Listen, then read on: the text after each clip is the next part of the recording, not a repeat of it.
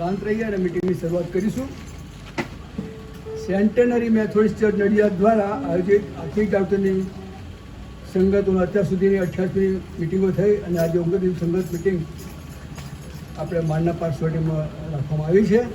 પ્રભુનો આભાર માનીએ અને 2025નો મુદ્રાલેખ આપણા ડીસુ સાહેબ મારફતે એ કર્યો છે. તેઓના જેવા ન થાઓ, બહુ અદ્ભુત વચન છે અને આપણે શાંત રહીએ અને હું થોડી કલમ વાંચવા માગું છું. આગળ વ્યસાયનો 95મો અધ્યાય અને 6 થી 9 સુધી. યહોવા મળે છે એટલામાં તેને શોધો, તે પાસે છે એટલામાં તેને હાંક મારો. દુષ્ટ માણસ પોતાના માર્ગ છોડે ને અધર્મી માણસ પોતાના વિચારો તજી દે અને યહોવા પાસે તે પાછો આવે તો તે તેના પર કૃપા કરશે અને આપણા દેવની પાસે આવે, કેમ કે તે સંપૂર્ણ ક્ષમા કરશે. કેમ કે મારા વિચારો અને તમારા વિચારો નથી, તમે મારા માર્ગો અને તે મારા માર્ગો નથી, એમ યહોવા કહે છે. જેમ આકાશો પૃથ્વીથી ઊંચા છે તેમ મારા માર્ગો તમારા માર્ગોથી ને મારા વિચારોથી તમારા વિચારો ઊંચા છે. પ્રભુના અદ્ભુત વચનના માટે પ્રભુનો આભાર માનીએ. પ્રાર્થનામાં જઈએ.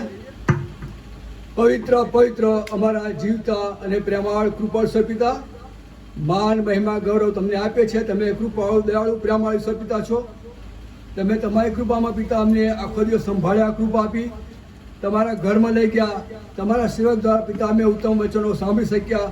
એના માટે તમારો આભાર માને છે. આજના દિવસને તમારી કૃપાનો અનુભવ કરાવ્યો એના માટે મેં તમારો આભાર માન્યા વગેરે સત્તા નથી. અત્યારે પ્રભુ સાંજની પળોમાં પિતા તમારું નામ લેવા માટે પ્રભુ અમે બધા એકત્રિત થયા છે.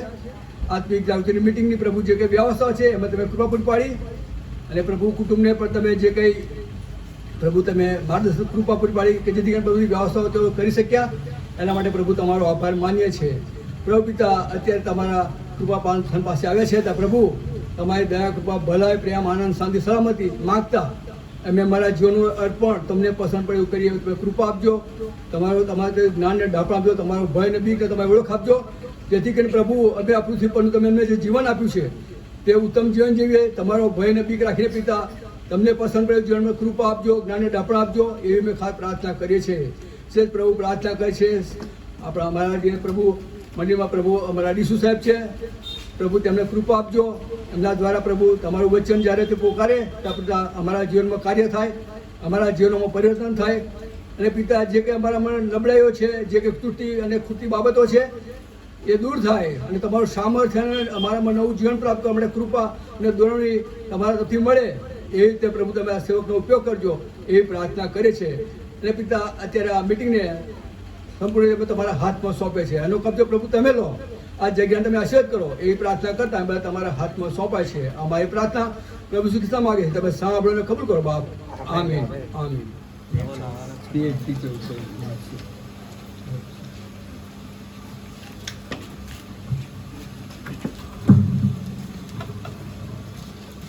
બાઇબલ વાંચે માથીનો 7મો અધ્યાય 13 થી 14 કલમ 7 મારા બાઇબલ મુજબ 7 નંબર. તમે સાંકડે બારણેથી બાહે પેસો, કેમ કે જે માર્ગ નાશમાં પહોંચાડે છે તે ચોડો છે ને તેનું બારણું પહોળું છે ને ઘણા તેમાં થઈને પેસે છે. કેમ કે જે માર્ગ જીવનમાં પહોંચાડે છે તે સાંકડો છે ને તેનું બારણું સાંકડું છે અને જેઓને તે જડે છે તેઓ થોડા જ છે.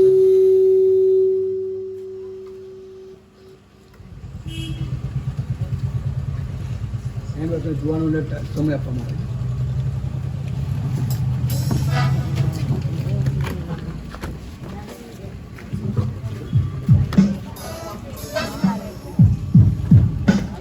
હેલો.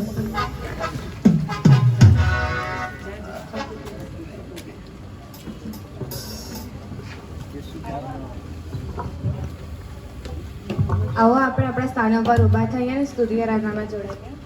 ગીતના શબ્દ છે जिस नाम में है मुक्ति.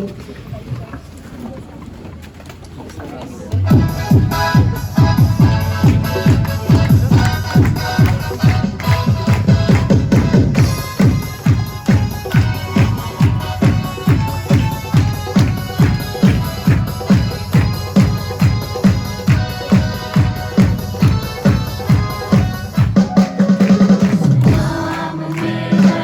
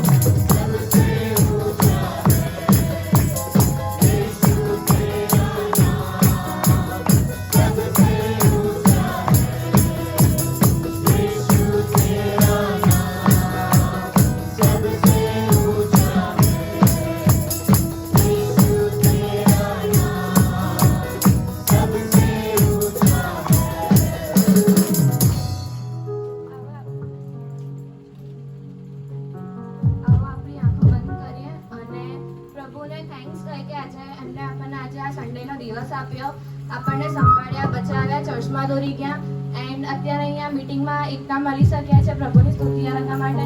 એના માટે આપણે એમનો આભાર માનીએ. આવો આપણે આંખો બંધ કરે, હાથ ઊંચા કરે અને ગીતમાં જોડાઈએ.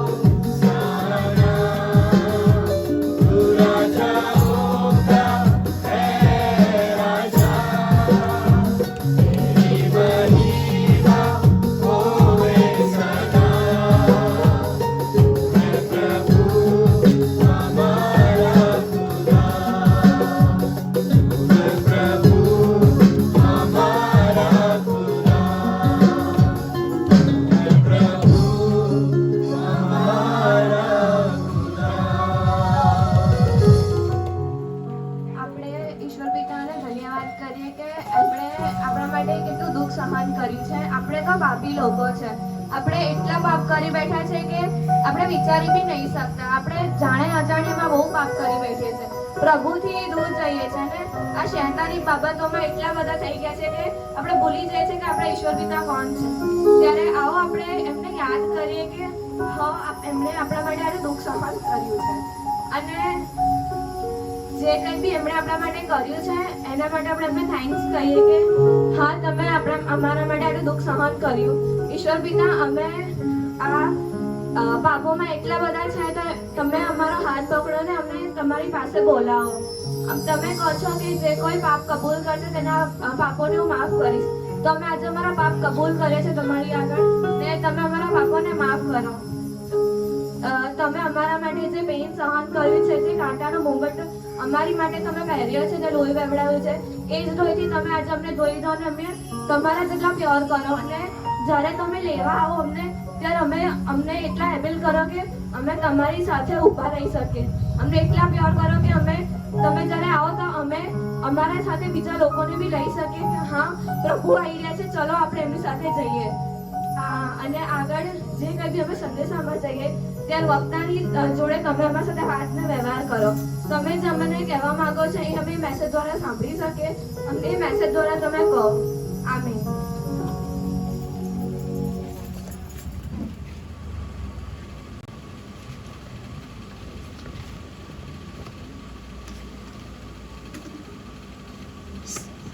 સૌથી પ્રથમ તો પ્રભુનો આપણે આભાર માનીએ કે ફરી એકવાર આપણે બધાને રવિવારની ભજન સેવા બાદ સાંજે પ્રભુના લોક તરીકે એની આરાધના કરવા અને એને જાણવા, એને ઓળખવા, એની સાથે સંગત કરવા માટે આ અદ્ભુત સમય પ્રભુએ આપ્યો. એ માટે આપણે સૌથી પ્રથમ એ મહાન પ્રભુનો બહુ જ આભાર માનીએ કે આપણને પ્રભુ આ લેન્ટના દિવસોની અંદર આ જે સંગતો છે એ સંગતોનો ખાસ આશીર્વાદ, આરાધના અને વચનનો આશીર્વાદ પ્રભુ આપણને આપી રહ્યા છે. અને એ માટે આપણે પ્રભુના નામને લાખો લાખ ધન્યવાદ આપીએ, પ્રભુની સ્તુતિને આરાધના કરીએ છીએ. અને પ્રભુનો આભાર માનીએ આપણા નાણાં સમિતિના પ્રમુખ કાંતિભાઈના માટે. અને એમણે બધી જ મિટિંગોમાં એક પણ મિટિંગ એવી નથી કે કાંતિભાઈ ચૂકી ગયા હોય. નથી ચૂક્યા એટલે ચૂકી ગયા. આમ તો મોટાભાગે ચૂકી ગયો છે, પણ કાંતિભાઈ મોટાભાગે જેટલી મિટિંગમાં હું ગયો તેટલી મિટિંગમાં તો કાંતિભાઈ હતા જ. અને એટલે પ્રભુનો આભાર માનું છું એમના જીવનના માટે, એમની સેવાના માટે, મંડળી પ્રત્યેનું એમનું સમર્પણ છે તેના માટે હું આભાર માનું છું. અને આપણા કારભારી હલનભાઈના માટે પણ બહુ જ આભાર કે તેમણે આ વિસ્તારની જવાબદારી સ્વીકારી છે અને આ વિસ્તારના કુટુંબોમાં નિયમિત તેઓ ઘરે ઘરે જાય છે, પ્રાર્થના કરે છે, સંગત કરે છે, લોકોને વિશ્વાસમાં મજબૂત કરે છે. અને આપ સર્વ લોકો કારભારીને જે રીતે સન્માનને આદર આપો છો, પવિત્ર શાસ્ત્ર બાઇબલ એવું કહે છે કે મારા નામે જે કોઈ આવે છે તેને જે ઠંડા પાણીનો પ્યાલો આપશે તે ખચિત આશીર્વાદ પામશે. અને પ્રભુના સેવક આયલોટભાઈ પ્રભુ ઈસુના નામે મંડળી વતી તમારા ઘરોમાં આવે છે અને તમે એમને ઉમળકાથી, ઉત્સાહથી બહુ જ માન સાથે એમને જે આવકાર કરો છો, એમની સરભરા કરો છો, એ બધાની એક પાળક તરીકે આ મંડળીના મુખ્ય પાળક તરીકે અમે બંને પાળકો એની નોંધ લઈએ છીએ કે આપ સર્વ જે કારભારીને ઉત્સાહ પ્રોત્સાહન આપો છો તે માટે. અને આપણી વ્યવસ્થા પ્રમાણે જ્યાં કંઈ મિટિંગ થાય છે તે વિસ્તારના કારભારીને એમના સેવાની કદર કરતાં આપણે એક બોલ પેન ભેટ આપીએ છીએ નાણાં સમિતિ તરફથી. અને આ સમયે હું એલોનભાઈને વિનંતી કરીશ કે મંડળી તરફથી આ જે ભેટ છે તે સ્વીકારશે અને આપણે એમની સેવાની કદર કરતાં એક જોરદાર તાળી પાડીશું. જોરદાર તાળી પાડે. હા, થેન્ક યુ.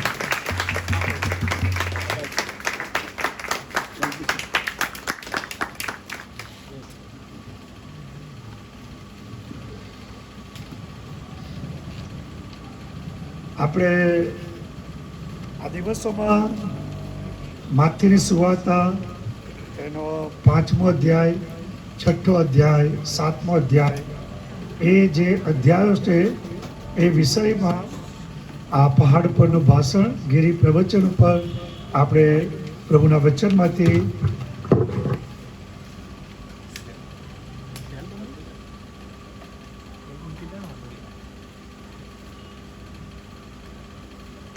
આપવામાં આવી રહ્યા છે. અને પ્રભુનો આભાર માનું છું કે હું માનું છું ત્યાં સુધી આ જે એમવાયફના જુવાનો છે એ પણ એક મિટિંગમાં ચૂક્યા તો નથી, બધા આવ્યા છે. વિશેષ કરીને વગાડનાર તો ખાસ, એમણે તો આવું જ જોઈએ. અને ગાના કઈ ગયા પેલા બધા અહીંયા જ છીએ. એ બધા વ્યક્તિઓ જે જુવાનો આવ્યા છે, ખરેખર પ્રભુનો આભાર માનું છું કે આપણી ડિસ્ટ્રિક્ટની અંદર આપણું એમવાયફ બહુ જ સક્રિય છે. અને પ્રભુના કામમાં આ ઉંમરે, જુવાનીમાં, મને મારા દિવસો યાદ આવે છે. મેં 17 વર્ષની ઉંમરે એમવાયફની અંદર સેવા કરવાની શરૂઆત કરેલી. અને હું અમદાવાદ ડિસ્ટ્રિક્ટનો પ્રમુખ હતો અને એ સમયે ગુજરાતનો ટ્રેઝરર હતો. અને અમે લોકો એમ્પાયરની અંદર બહુ સેવા કરી અને ત્યાં અમે ઘડાયા. ત્યાં અમને તાલીમ મળી અને નેતૃત્વ કરવાની જે અવસરો અને તકો મળી, અને માટે હું મેથોડિસ્ટ ચર્ચનો પુષ્કળ ઋણી છું. અને 17 વર્ષથી 63 વર્ષની ઉંમર સુધી અત્યાર સુધી પ્રભુનું કામ હું કરી જ રહ્યો છું. આ પ્રભુનો આભાર માનું છું કે એમ્પાયરના દિવસો એ ખરેખર આશીર્વાદિત હોય છે. તમે 63 વર્ષે તમને ખબર પડશે આ જે તમે સેવા કરો છો ને એનું મહત્વ 63 થશે ત્યારે ખબર પડી જશે કે કેટલું બધું આશીર્વાદિત આ સેવાઓ છે. પ્રભુનું કામ કેટલું બધું આશીર્વાદિત છે અને પ્રભુ કેટલો અદ્ભુત છે કે આપણા જીવનને એના મહિમાના માટે, એના મહાન કામના માટે આપણા જેવા સાધારણ સામાન્ય માણસોનો પ્રભુ ઉપયોગ કરે છે. પ્રભુનો આપણે આભાર અને ઉપકાર એના માટે પ્રભુનો આભાર માનીએ છીએ. 7મા અધ્યાયની અંદર પ્રભુ ઈસુ ખ્રિસ્તે કહ્યું કે તમે સાંકડે બારણેથી બહાર બેસો, અને એ બાબત પ્રભુ ઈસુ ખ્રિસ્તની ઈચ્છા હતી કે એના જે શિષ્યો જેઓ દેવના રાજ્યના સભ્યો થયા છે, જેમણે પસ્તાવો કર્યો, કબૂલાત કરી અને આકાશના રાજ્યના સભ્યો બન્યા, એમને ઉદ્દેશીને પ્રભુ ઈસુ ખ્રિસ્તે એની ઈચ્છા એ પ્રગટ કરી. દેવ આપણી પાસે શું ઈચ્છે છે, ઈસુ ખ્રિસ્ત આપણી પાસે શું ચાહે છે, એના સંદર્ભની અંદર પવિત્ર શાસ્ત્રમાંથી આજે આપણે અભ્યાસ કરીશું. અને પ્રભુ ઈસુ ખ્રિસ્ત એ ઈચ્છે છે કે આપણે સાંકડે બારણેથી એ માહે અંદર પ્રવેશ કરીએ. અને આ જે શાસ્ત્ર પાઠ છે એ તમે જો વાંચશો તો ત્યાં આગળ જે 2 બારણાની વાત છે, અને એ બારણાના સંદર્ભમાં લખ્યું છે બારણું જે સાંકડું છે અને બારણું જે પહોળું છે. એ પવિત્ર શાસ્ત્રની અંદર લખ્યું છે. 13મી કલમ બારણું પહોળું, અને પછી 14મી કલમમાં સાંકડું બારણું. પછી તમે જો વાંચશો તો ત્યાં લખવામાં આવ્યું છે માર્ગ. એક માર્ગ પહોળો માર્ગ, ચોડો માર્ગ, અને બીજો માર્ગ સાંકડો માર્ગ. અને એ રીતે પ્રભુ ઈસુ ખ્રિસ્ત 2 માર્ગોની વાત કરે છે, 2 બારણાની વાત કરે છે.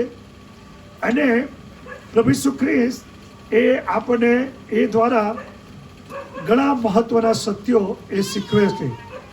અને એના સંદર્ભમાં પવિત્ર શાસ્ત્રમાંથી આજે આપણે અભ્યાસ કરીશું. આપણે જે માર્ગ પસંદ કરીએ છીએ, એ જે માર્ગ છે એનો આપણે કેવી રીતે પસંદ કરવો જોઈએ અને કેવી રીતે ના પસંદ કરવો જોઈએ, એ આજે આપણે પવિત્ર શાસ્ત્રમાંથી શીખીશું. અને બહુ જરૂરી છે કે આપણે જે માર્ગ પસંદ કરીએ છીએ એનું મહત્વ છે. થોડા દિવસ પહેલાં તમે સોશિયલ મીડિયામાં વિડીયોમાં એ રીતે જોયું હશે કે કેટલાક વ્યક્તિઓએ ખોટો માર્ગ પસંદ કર્યો અને જે મુકામે પહોંચવાનું હતું, જે સ્થાને પહોંચવાનું હતું, એ સ્થાને તેઓ પહોંચી શક્યા નહીં. જીપીએસ જે સિસ્ટમનો તેઓ ઉપયોગ કરતા હતા, એ જીપીએસ સિસ્ટમે એમને ઉપયોગ કરતા એવા માર્ગે લઈ ગયા કે જે માર્ગની અંદર અકસ્માત થયો અને એની અંદર જે બેઠેલા બધા જ માણસો મરણ પામ્યા. બહુ જ મોટું નુકસાન થયું. એવા સમાચાર આપણે વાંચીએ છીએ અને વિડીયોમાં જોઈએ પણ છે. અને એ બહુ મહત્ત્વની બાબત છે. આપણા દિન પ્રતિદિનના જીવનની અંદર પણ આપણે એ અનુભવ કરીએ છીએ કે જો આપણે ખોટો માર્ગ પસંદ કરીએ તો એ ખોટો માર્ગ આપણને કઈ પહોંચાડે છે એ પવિત્ર શાસ્ત્ર કહે છે. અને આપણે સાચો માર્ગ પસંદ કરીએ તો એ માર્ગ આપણને કઈ પહોંચાડે છે એ પવિત્ર શાસ્ત્ર કહે છે. અને એ સંદર્ભની અંદર પવિત્ર શાસ્ત્રમાંથી આપણે અભ્યાસ કરવા માંગીએ છીએ. પ્રભુ ઈસુ ખ્રિસ્તે આપણી પાસે બહુ વિકલ્પો મૂક્યા નથી. 2 જ વિકલ્પો છે, 2 જ માર્ગની વાત કરે છે. ત્રીજો કોઈ માર્ગ નથી, તટસ્થ કોઈ માર્ગ નથી. 2 જ માર્ગો છે. એના સંદર્ભની અંદર પવિત્ર શાસ્ત્ર જણાવે છે. અને આપણે બેમાંથી એક જ માર્ગે ચાલી શકીએ છીએ. એ પણ એટલું સત્ય છે. આપણે એક સાથે બે માર્ગે ચાલી શકતા નથી. એવું શક્ય જ નથી કે તમે ને હું વ્યવહારિક જીવનમાં એક સાથે બે માર્ગોમાં ચાલીએ. પણ આપણે બુદ્ધિશાળી માણસો છીએ, હોશિયાર માણસો છીએ કે આપણે એક સાથે બે માર્ગે ચાલવા માટે પ્રયત્નો કરીએ છીએ. આપણે જોઈશું થોડીક વાર પછી કે આપણે કેવા પ્રયત્નો કરીએ છીએ. પણ પવિત્ર શાસ્ત્ર બાઇબલમાં પ્રભુ ઈસુ ખ્રિસ્તે આપણને બહુ સ્પષ્ટ કહ્યું છે કે બે જ માર્ગો પ્રભુએ આપણી આગળ મૂક્યા છે અને બે માર્ગોમાંથી કોઈ પણ એક માર્ગે જ આપણે ચાલી શકીએ છીએ. બંને માર્ગો પર સાથે કદી ચાલી શકતા નથી. અને જો આપણે ચાલીએ છીએ તો જે નિર્ધારિત સ્થળ છે, જ્યાં આપણે પહોંચવું છે, જે અંતિમ મુકામે આપણે જવું છે, એ મુકામે આપણે જઈ શકતા નથી. આપણું ડેસ્ટિનેશન એટલે જે અંતિમ મુકામે આપણે પહોંચવાનું છે, એ અંતિમ મુકામે આપણે પહોંચી શકતા નથી.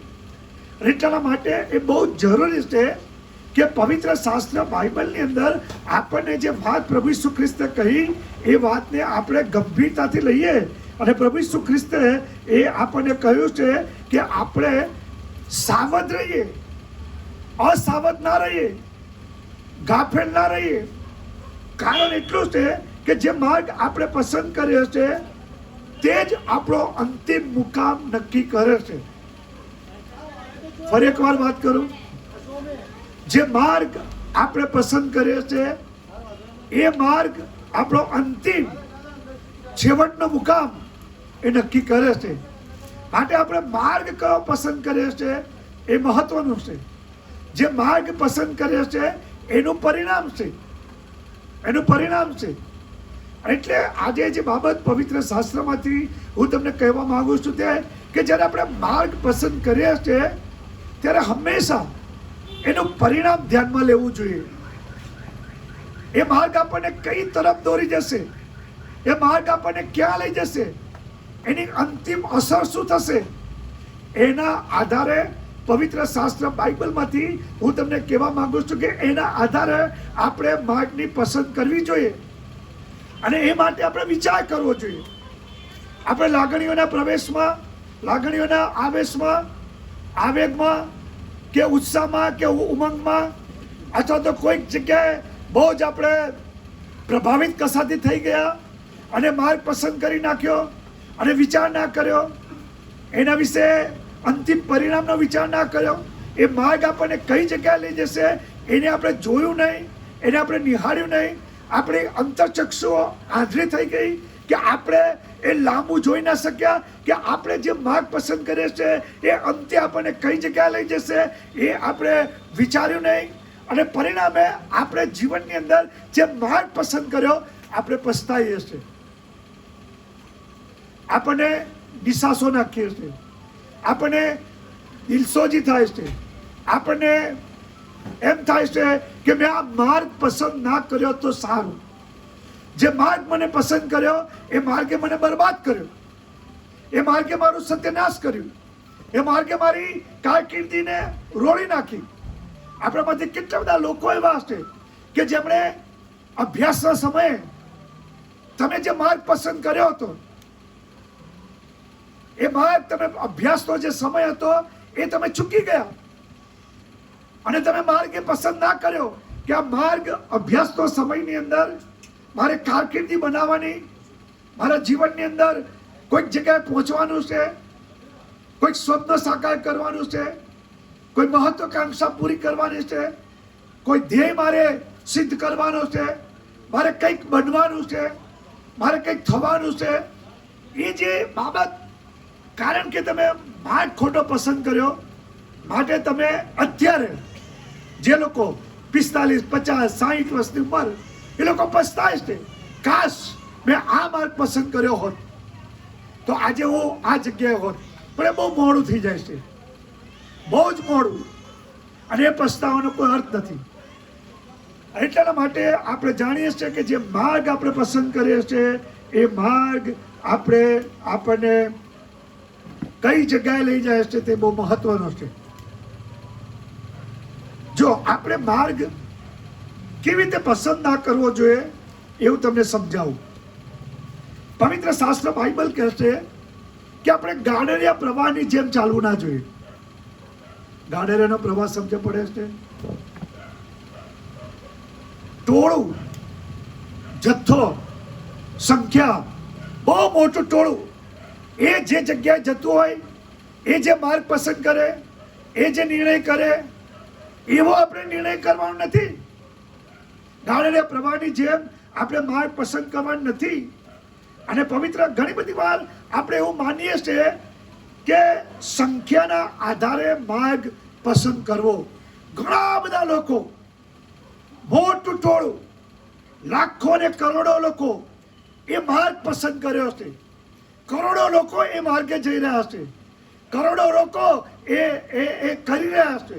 મોટી સંખ્યામાં, મોટું માનવ જૂથ, બહુ કરોડોની સંખ્યામાં આ જગ્યાએ જઈ રહ્યું છે, એ કામ કરી રહ્યું છે.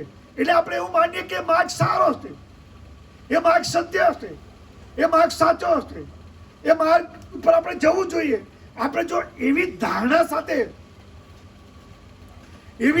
સાથે જો આપણે માર્ગ પસંદ કરીએ તો હું તમને જણાવું કે તમે અને હું એ માર્ગ જે પસંદ કર્યો છે એનું પરિણામ એ ખતરનાક છે, એનું પરિણામ જોખમકારક છે.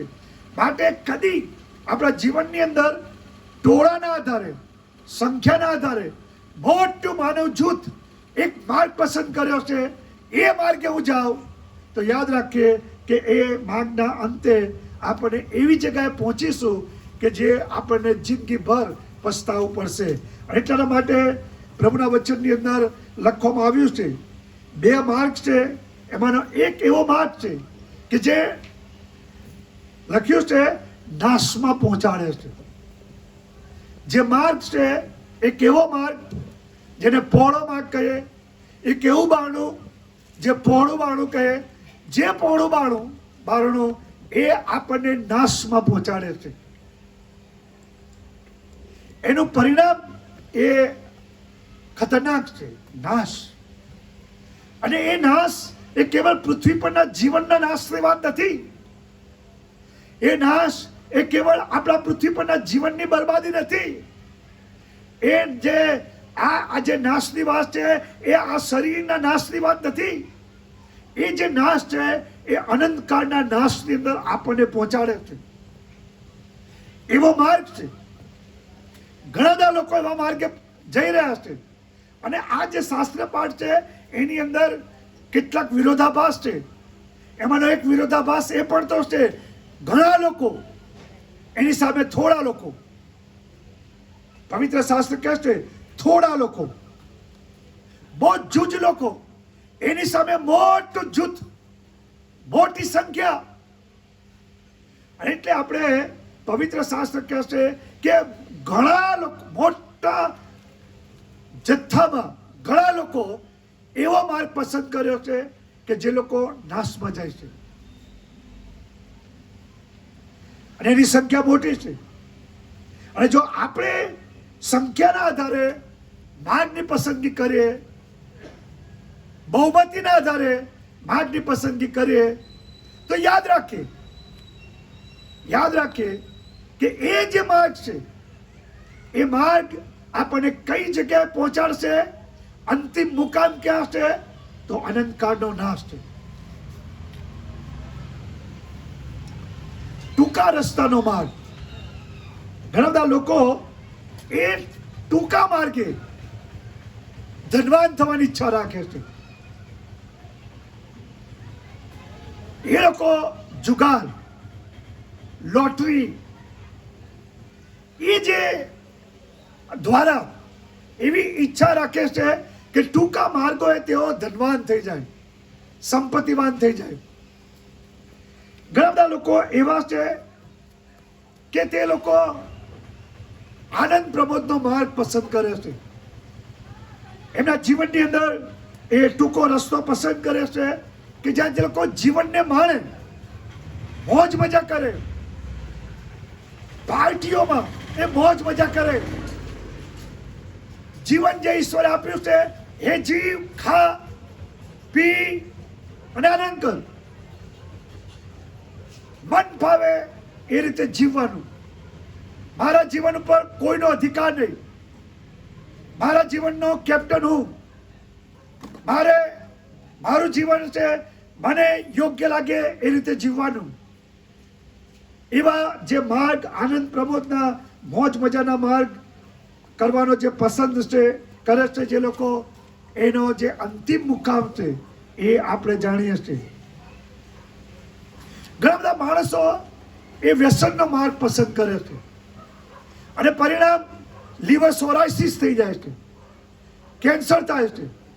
એવા પ્રકારના વ્યસનો કે જે વ્યસનોનો માર્ગ એમને એ સમયે તો બહુ સારું લાગે છે, એ સમયે મજા આવે છે, એ સમયે આનંદ લાગે છે, એ સમયે બીજી દુનિયામાં હોય તેવું લાગે છે, એ સમયની અંદર એમના દુઃખ દર્દ જ્યાં જતા રહેતા હોય અને એક આસમાની દુનિયામાં તેઓ ફરતા હોય. ઓહો, એમને કલ્પનાની દુનિયામાં જતા રહે. વ્યસનનો માર્ગ ખોવાઈ જાય, એમનામાં ખોવાઈ જાય, વ્યસનમાં ખોવાઈ જાય અને અંતે જે થાય છે તે આપણે જાણીએ છીએ કે છેવટે એ લોકોને, આપણે સમાચાર સાંભળે છે ઘણી બધી વાર, ઘણા લોકોને નથી થતું પણ ઘણા લોકોને એ મોટી મોટી સમસ્યાઓ અને એમનો જીવનનો અંત, પ્રીમેચ્યોર ડેથ, ઈશ્વરની ઈચ્છામાં નહીં પણ એમણે પોતાના જીવનશૈલી એવી બનાવી, એવી જીવનશૈલીમાં તેઓ ચાલ્યા કે મરણ જે સમય આવવું જોઈએ એના કરતાં એમણે પોતે આપઘાત નથી કરતા, ગળે ફાંસો નહીં ખાતા, દરિયામાં ડૂબી જતા નથી, બ્રિજ ઉપરથી નીચે પડતા નથી, પણ આ પ્રકારના વ્યસનો દ્વારા દરરોજ તેઓ નાનો આપઘાત કરે છે અને એક દિવસે અંત આવી જાય છે. એ માર્ગ એક ખતરનાક માર્ગ છે. અનીતિથી, અપ્રામાણિકતાથી નાણાં બનાવવાનો માર્ગ, લોકોને છેતરીને, ખાતા હેક કરીને, ડિજિટલ એરેસ્ટ કરીને દુનિયાના લોકો એ માર્ગ પસંદ કરે છે કે તેઓ અનીતિથી, અપ્રામાણિકતાથી પૈસા બનાવે. કેટલા બધા જુવાન દીકરા દીકરીઓ એ વર્ચ્યુઅલ આનંદ માણે છે. વર્ચ્યુઅલ આનંદ સ્માર્ટફોન ઉપર કેટલા બધા જુવાન દીકરા દીકરીઓ અને વડીલો પણ, મોટી ઉંમરના માણસો, ઘણા નિવૃત્ત વ્યક્તિઓ પણ એ માર્ગ પસંદ કરે છે. વોટ્સઅપ પર, જે સ્માર્ટફોન ઉપર વર્ચ્યુઅલ આનંદ એ શું છે એને મારે કહેવાની જરૂર નથી, પણ હું તમને જણાવું કે એ જે બધા માર્ગો છે જે આપણે પસંદ કરીએ છીએ એ સંદર્ભની અંદર આપણે વિચાર કરવાની જરૂર છે કે માર્ગ મને અંતિમ મુકામે ક્યાં લઈ જશે, મને કઈ જગ્યાએ હું જઈશ. અને પવિત્ર શાસ્ત્ર કહે છે કે જે લોકો એ આવો માર્ગ પસંદ કરે છે એમને એ માર્ગ એમને નાશમાં પહોંચાડે છે. પણ એક એવો માર્ગ છે કે જે માર્ગની વિશે પવિત્ર શાસ્ત્ર કહે છે કે ત્યાં લખવામાં આવ્યું છે 14મી કલમમાં, જે માર્ગ જીવનમાં પહોંચાડે છે. એ પણ તો માર્ગ છે કે જે આપણને જીવનમાં પહોંચાડે છે. અને આ જે શાસ્ત્ર પાઠ છે એ શાસ્ત્ર પાઠ જે તમે વાંચો તો લુકની સુવાર્તા 13મો અધ્યાય એની અંદર લખવામાં આવ્યું છે 23મી કલમ. એક જણે ઈસુને પૂછ્યું કે પ્રભુ, તારણ પામનારા થોડા છે શું? તેણે તેઓને કહ્યું, સાંકડા બારણામાં થઈને પેસવાને યત્ન કરો. અને બહુ મહત્વની બાબત છે. સાંકડા બારણામાંથી તમે પેસવાના માટે પ્રયત્ન કરો. અને આ જે પેસો એ જે શબ્દ છે એ શબ્દ ગ્રીક ભાષાની અંદર જે વાપરવામાં આવ્યો છે એની અંદર એવું છે કે પ્રભુ ઈસુ ખ્રિસ્ત એ બતાવે છે કે આપણે સાંકડા માર્ગમાંથી પ્રવેશ કરવાની બહુ તાતી જરૂર છે. આપણે તાત્કાલિક અને અસરકારક એ પગલું લેવાની જરૂર છે. એ સંદર્ભમાં આપણે વિલંબ ના કરવો જોઈએ. એ બાબત આપણે મુલતવી ન રાખવી જોઈએ. આવતીકાલ ઉપર એ વાત ન છોડવી જોઈએ. લાંબા સમય સુધી વિલંબ ન કરવો જોઈએ. અને જો લાંબા સમય સુધી એ આપણે વિલંબ કરીએ છીએ સાંકડા બહારણામાંથી પ્રવેશ કરવાનો, તો એ જે વિલંબ છે એનું ભારે નુકસાન આપણને થાય છે. એ વિલંબ આપણને અંતે નાશમાં લઈ જાય છે. માટે પ્રભુ ઈસુ ખ્રિસ્તે કહ્યું કે તમે યત્ન કરો. અને જે યત્ન કરો શબ્દ છે એ પણ તો બહુ જ મહત્વનો શબ્દ છે ગ્રીક ભાષાની અંદર. એ શબ્દ છે જે અંગ્રેજીમાં જે લોકો અંગ્રેજી જાણે છે એ લોકોને ખબર છે એગની. એગની એટલે કષ્ટ, વેદના. એટલી બધી વેદના આપણે થાય કે જે વેદના સામાન્ય રીતે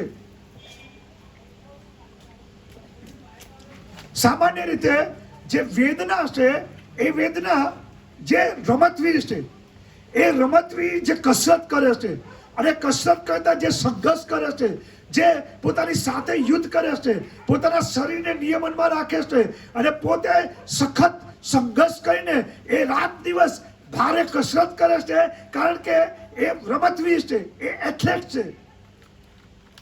પ્રભુ ઈસુ ખ્રિસ્તે કહ્યું કે સાંકડા માર્ગે પ્રવેશ કરવાનો જે વાત છે એ બહુ જ અઘરો માર્ગ છે. સરળ માર્ગ નથી, સહેલો માર્ગ નથી, આરામદાયક માર્ગ નથી. અને આપણો મનુષ્ય સ્વભાવ છે, આપણો મનુષ્ય સ્વભાવ આરામદાયક, સરળ, સહેલું એ આપણને ગમે છે. અઘરું, મુશ્કેલ, કઠણ, હાર્ડ એ આપણને નથી ગમતું. આપણો સ્વભાવ છે. પ્રભુ ઈસુ ખ્રિસ્ત એવું કહે છે કે તમે સાંકડો માર્ગ, જે અઘરો માર્ગ છે, મુશ્કેલ માર્ગ છે, કઠણ માર્ગ છે, એ માર્ગે તમે પસંદ કરો. એ માર્ગે જવાના માટે યત્ન કરો. અને આપણે જવું છે અનંતકાળના જીવનના માર્ગ આપણે પસંદ કરવાની ઈચ્છા તો છે, પણ આપણે સરળ માર્ગ પસંદ કર્યા છે, પહોળો માર્ગ પસંદ કર્યો છે, પહોળું બારણું પસંદ કરીએ છીએ. ઈચ્છા શું છે? જીવનના માર્ગમાં પ્રવેશ કરવાની. પણ આપણે વ્યવહારિક જીવનમાં શું પસંદ કરીએ છીએ? કારણ કે સાંકડો માર્ગ બહુ જ કઠણ છે, બહુ જ અઘરો છે. એમાં સંઘર્ષો છે, એમાં યુદ્ધ છે, એમાં લડાઈ છે, એમાં કષ્ટ છે, એમાં વેદના છે, એમાં આપણે સતત પ્રયત્ન કરવાનો છે. એક દિવસનો પ્રયત્ન નહીં, લેન્ટના સમયમાં આપણે પ્રયત્ન કરીએ એવું નહીં, પણ એ પ્રયત્નો જીવનના છેલ્લા શ્વાસ સુધી દરરોજ આપણે સાંકડા માર્ગ દ્વારા એ પ્રવેશ કરવાની જરૂર છે. સાંકડા બારણા દ્વારા પ્રવેશ કરવાની જરૂર છે.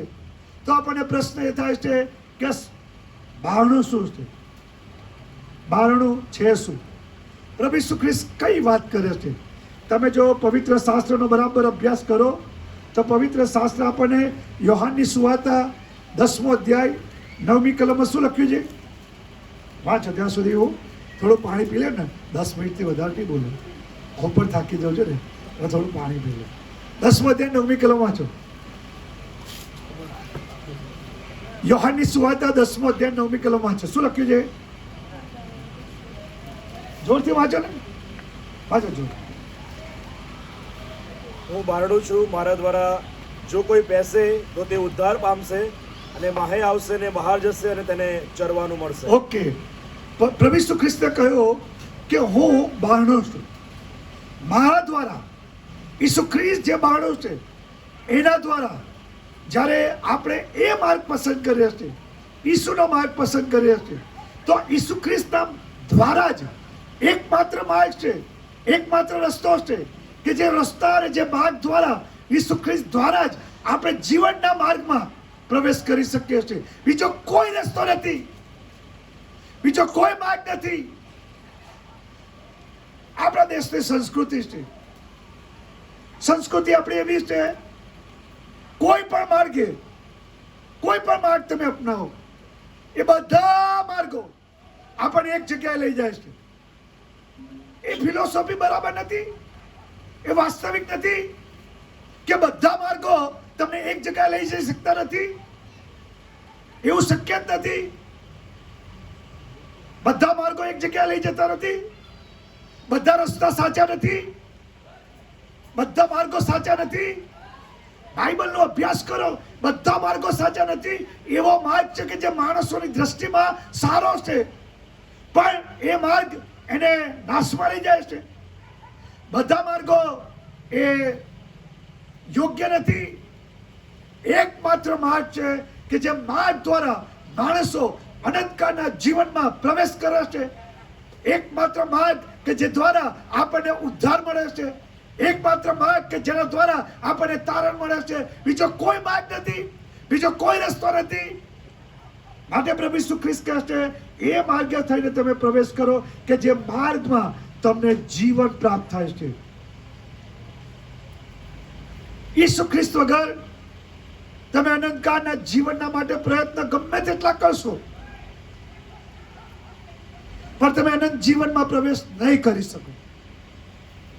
અને મને એક વિચાર આવ્યો, થોડો અઘરો વિચાર છે, તમને નહીં ગમે એ વિચાર મેં લખ્યું છે અહીંયા. સાંભળજો ધ્યાન. સારું જીવન, ભલું જીવન જીવનારાઓ માટે સૌથી મોટો જોખમ અને ખતરો છે. ફરીથી વાત કરું. સારું જીવન, ભલું જીવન, રૂઢિકરણીઓ, સારું ચરિત્ર, સારી છાપ, પ્રતિષ્ઠા, આબરૂ, સારું ધાર્મિક જીવન જીવનારા માટે સૌથી મોટો ખતરો છે, સૌથી મોટું જોખમ છે કે એ લોકો અનંતકાળના નાશના તરફ જઈ રહ્યા છે. અઘરું. આપણે તો એવું શીખવ્યું છે કે આપણે સારું જીવન જીવે, ભલું જીવન જીવે તો આપણે અનંતકાળના જીવનમાં પ્રવેશ કરીશું, જીવનના માર્ગમાં પ્રવેશ કરીશું.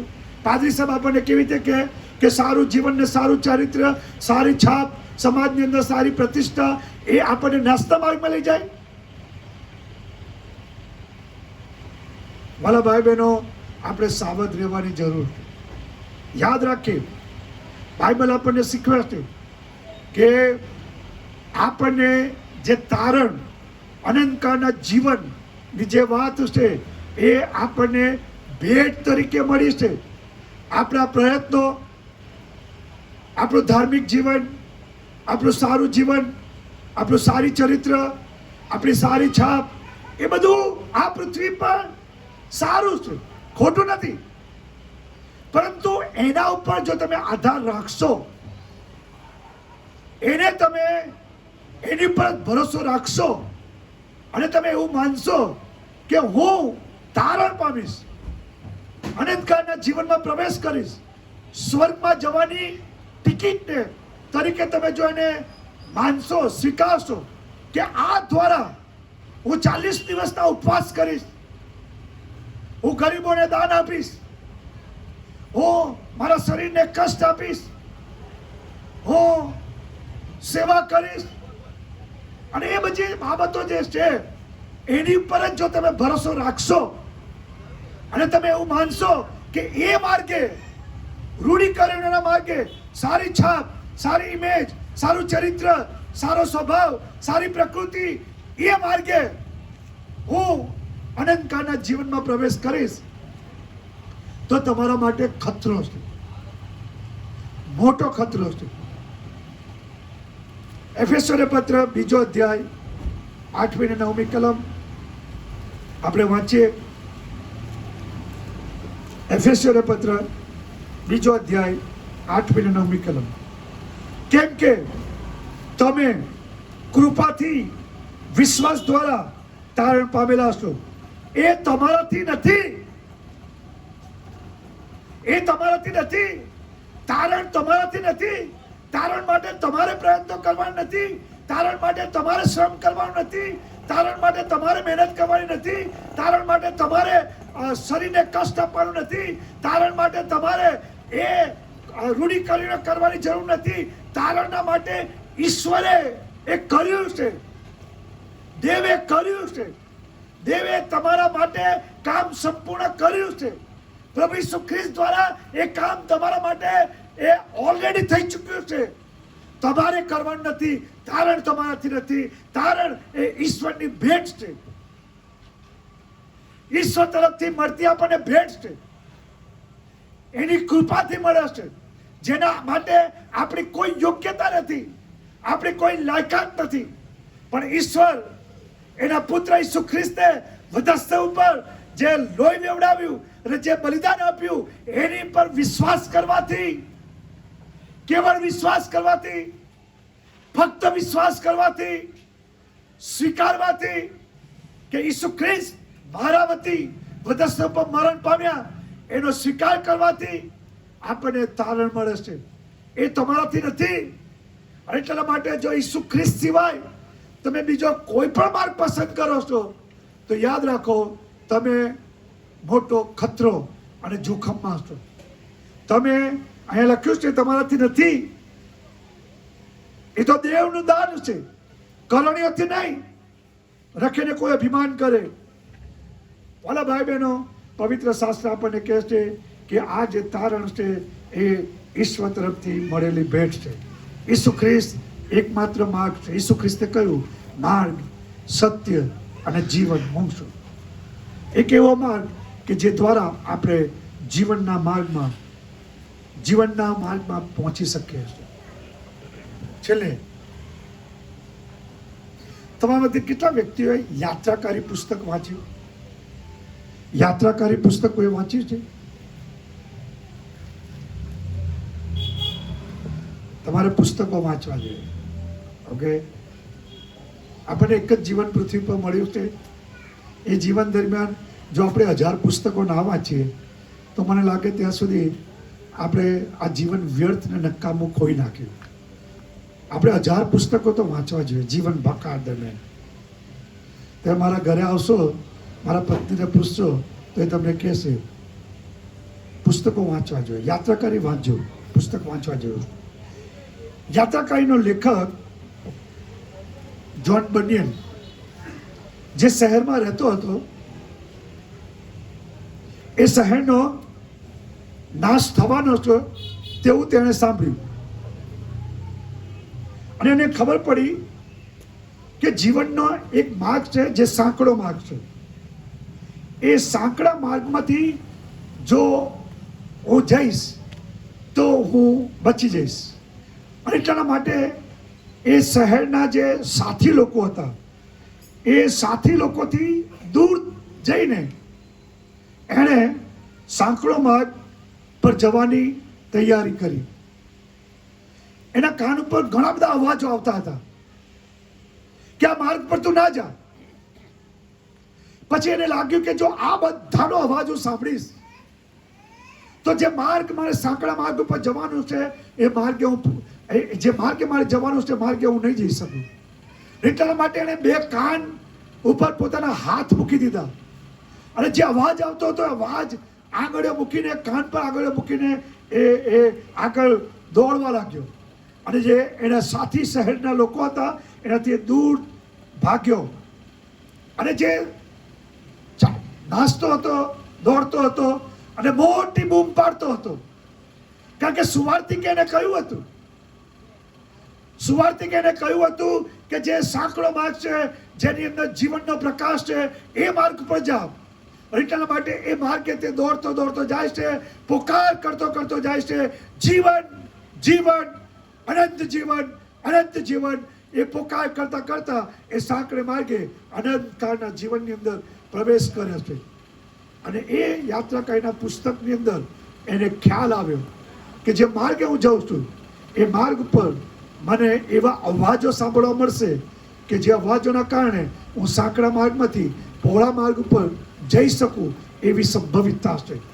અને એટલા માટે વાલા ભાઈ બહેનો, તમે જે જગ્યાએ નોકરી કરો છો, જે જગ્યાએ રહો છો, આસપાસ જીવન જીવો છો, ઘણી બધી વાર જાત જાતના અવાજ તમને આવે છે કે જે અવાજ પહોળું બારણું, પહોળો માર્ગ, ઘણા લોકો, પુષ્કળ લોકો, મોટી સંખ્યામાં લોકો જાય છે અને તમે સાંકડા માર્ગ ઉપર તમારી જોબની ઉપર એકલા અટુલા પડી જાઓ છો. તમારી સાથે કોઈ વ્યવહાર કરતું નથી કારણ કે તમે ખ્રિસ્તનો માર્ગ પસંદ કર્યો, તમે સાંકડો માર્ગ પસંદ કર્યો અને તમે બહુ જ થોડા, બહુ જ જૂજ છો નોકરીના ક્ષેત્રોમાં, રહેઠાણના ક્ષેત્રોમાં, સ્કૂલમાં, કોલેજોમાં. પણ યાદ રાખો એ જે માર્ગ તમે પસંદ કર્યો છે એ માર્ગ તમને જીવનના માર્ગમાં પહોંચાડશે, અનંતકાળના જીવનની માર્ગમાં. માટે તમે ચિંતા કરશો નહીં, સાંકડા માર્ગ પસંદ કરવાનો ચાલુ જ રાખો. દરરોજ સાંકડા માર્ગે ચાલો. સાંકડા માર્ગે ચાલતા ચાલતા મુશ્કેલીઓ આવે, તકલીફો આવે, કસોટીઓ આવે, અઘરું લાગે, થાકી જાઓ, તો યાદ રાખો મધ્યસ્તર તરફ જુઓ. ત્યાંથી તમને સામર્થ્ય મળશે, ત્યાંથી બળ મળશે, ત્યાંથી તમને હિંમત મળશે. એ સંતો અને ભક્તોને યાદ રાખો કે જેમણે સાંકડા માર્ગે ચાલતા ચાલતા પોતાના જીવનની આહુતિ આપી દીધી, પણ એમને એવું લાગ્યું કે આહુતિ એ કશું નથી કારણ કે અનંતકાળનું જીવન એ સર્વશ્રેષ્ઠ છે.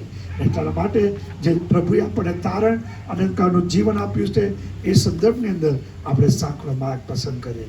ફરી એક વાર તમને કહું, બે જ માર્ગો છે.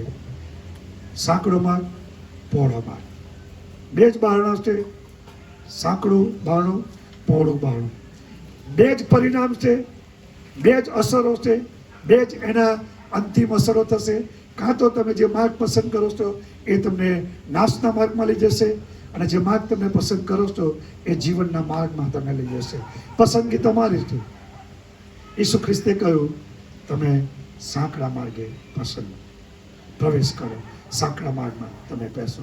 પ્રભુ આપણે બધાને આ લેન્ટના સમય દરમિયાન સાંકડા માર્ગે પસંદ કરવાનો, સાંકડું બારણું પસંદ કરવાના માટે કૃપા આપે. Thank you.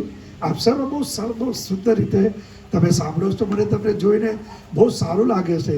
તમે કેટલા બધા સારા પ્રભુને પ્રેમ કરનાર લોકો છો. અહીંથી છેક સુધી તમે બહુ જ પ્રભુના વચનને આદરને માન આપો છો.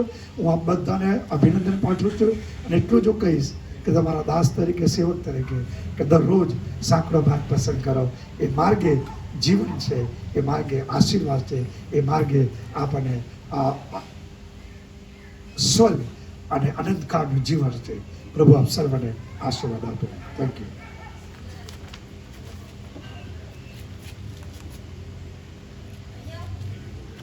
જેમ દાસોની નજર પોતાના શેઠો તરફ અને દાસોની નજર પોતાના શેઠાણીઓ તરફ હોય છે, તેમ અમારા દેવ યહોવાની કૃપા અમારા પર થાય ત્યાં સુધી અમારી નજર તેમના તરફ તાકેલી રહેશે.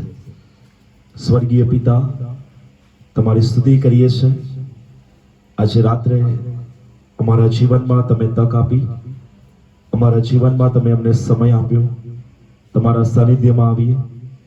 અને વાલા પ્રભુ, આજે રાત્રે ખાસ માનના બાર્ગમાં મેથોડિસ્ટ ચર્ચ નડિયાદની પ્રભુ લેન્ડની સંગત થઈ શકી. ગીતો દ્વારા, પ્રાર્થના દ્વારા, તમારા વચનો દ્વારા પ્રભુ પિતાજી અમે ખાસ સેવા કરી છે, ત્યારે અમે તમારી સ્તુતિ કરીએ છીએ અને આભાર માનીએ છીએ, તમારા નામને ધન્યવાદ આપીએ છીએ. વાલા પ્રભુ, અત્રે જેવો ઉપસ્થિત છે દરેકને તમારા હાથોમાં અમે મૂકીએ છીએ. દરેકને તમારી કૃપા અને તમારી આશીષ પ્રભુ પૂરી પાડો. તમે તેમની સાથે પ્રભુ રહો એવી અમારી ખાસ વિનંતી છે. બાકીની જે સંગતો છે એ સંગતોને આશીર્વાદિત કરો. વચનના પાત્ર વાહક, સંદેશા વાહકને તમારી વિશેષ કૃપા આપો, સ્વર્ગ જીવનમાંથી બળ આપો અને તેઓ પ્રભુ વચન પોકારે અને પ્રભુ તમારું વચન એ અમારા સુધી, તમારી મંડળી સુધી, લોકો સુધી પ્રભુ એ જાય અને જીવનનું બદલાય, પરિવર્તન આવે એવી અમે ખાસ પ્રાર્થના કરીએ છીએ. બધી જ વ્યવસ્થાઓમાં તમે મદદ કરી છે માટે તમારી સ્તુતિ કરીએ છીએ, આભાર માનીએ છીએ. તમારા હાથોમાં પ્રભુ અમે સોંપાઈ જઈએ છીએ. માન, મહિમા, ગૌરવ તમને આપતા અમારી પ્રાર્થના ત્રિધન્ય સ્વામી પ્રભુ ઈસુ ખ્રિસ્તના નામમાં માંગીએ છીએ. સાંભળો, તેનો સ્વીકાર કરો પિતા. આમીન. અમારા બાપ, તમારું નામ પવિત્ર બનાવો.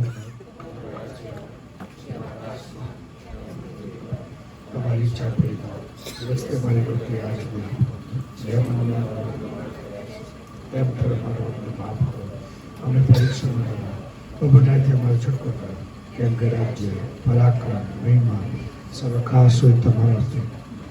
હવે આપણા તારના પ્રભુ ઈસુ ખ્રિસ્તની કૃપા, ઈશ્વર પિતાનો પ્રેમ, પવિત્ર આત્માની સંગત આપણે સર્વની સાથે સદા સર્વકાળ રહો. આમીન, આમીન અને આમીન.